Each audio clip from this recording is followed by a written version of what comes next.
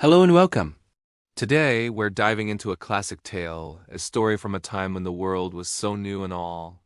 This is the story of how the camel got his great big hump. In the beginning of years, when the world was fresh and the animals were just starting to work for man, there was a camel. He lived right in the middle of a howling desert, mainly because he did not want to work. And besides, he was a bit of a howler himself. So he spent his days eating sticks, thorns, tamarisks, milkweed, and prickles. He was most excruciatingly idle.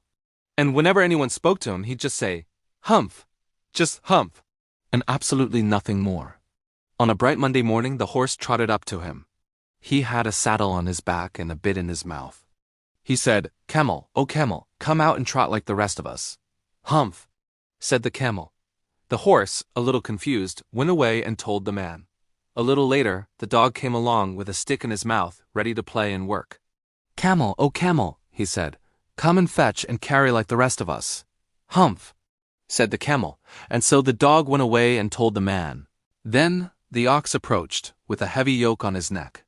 "Camel, oh camel," he pleaded, "come and plow like the rest of us." "Humph," was all the camel said. And the ox, just like the others, went away and told the man. At the end of the day, the man called the horse, the dog, and the ox together. He looked at them and said, "Three, oh three, I'm very sorry for you, especially with the world so new and all. But that hump thing in the desert, he can't work. Or at least he won't. If he was going to, he would have been here by now. So I am going to leave him alone. But this means you three must work double time to make up for it."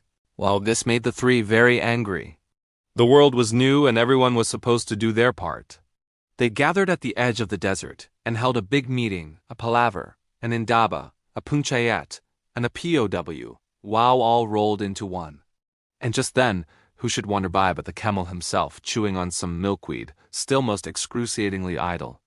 He looked at the three hard-working animals, laughed at them, said, "Humph, one more time," and went away again. As the three were complaining, a figure appeared, rolling in a cloud of dust. This was the Djinn in charge of all deserts. Djinns always travel that way because it is magic. He stopped to see what all the fuss was about. "Djinn of all deserts," said the horse. "Is it right for anyone to be so idle with the world so new and all?" "Certainly not," said the Djinn. "Well," the horse continued, "there's a thing in the middle of your howling desert, and he's a howler himself. He has a long neck and long legs, and he hasn't done a single stroke of work since Monday morning. He won't trot." "Whew," whistled the Djinn. "That's my camel for all the gold in Arabia." "What does he say about it?" "He says, 'Humph,'" the dog, "and he won't fetch and carry."